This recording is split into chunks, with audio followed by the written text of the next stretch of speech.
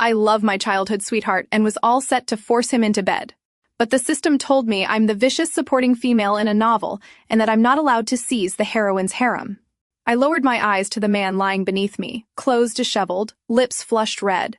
My very own childhood sweetheart. He was one of the men in the harem the system mentioned. More precisely, he was the villain who lived. For the heroine, died for the heroine, and for the heroine's sake, would never marry in his whole life. On the deep blue king-size bed, John had his eyes blindfolded with a strip of silk, his strong hands tied above his head. His clothes were open, his breathing chaotic. When he realized someone was pushing the door open, his body trembled slightly and he panted, "Mary, is that you?" The once arrogant, cold genius lawyer was now at someone else's mercy. Standing over him, I felt my throat go dry. Yet just as I was about to pounce and take him, a memory that did not belong to me suddenly rang out in my mind.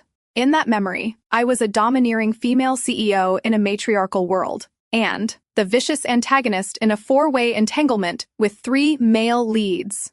My sole reason for existing was to serve as a foil to highlight the heroine's allure. I was born into wealth, while the heroine came from a pitiful background. I was tall, beautiful, and confident, while the heroine was ordinary in both looks and temperament. And yet, despite everything I had, the male leads all fell for the heroine as if they were moths to a flame. So much so that in modern society they even accepted the 4 of them living under one roof. As for me, the vicious supporting female, once I learned the truth, I was utterly unwilling to accept it, and I plotted a car accident to take her life. But before the accident could happen, the villain who always protected the heroine in secret uncovered my scheme.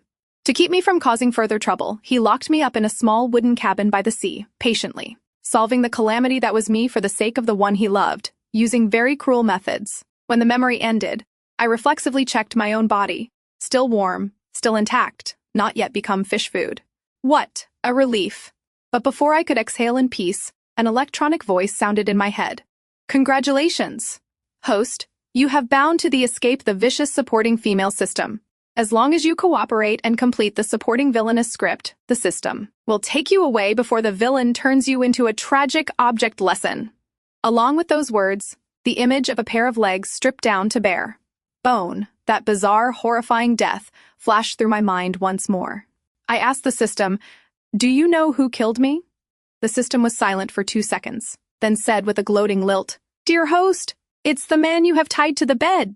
He is the villain of the story."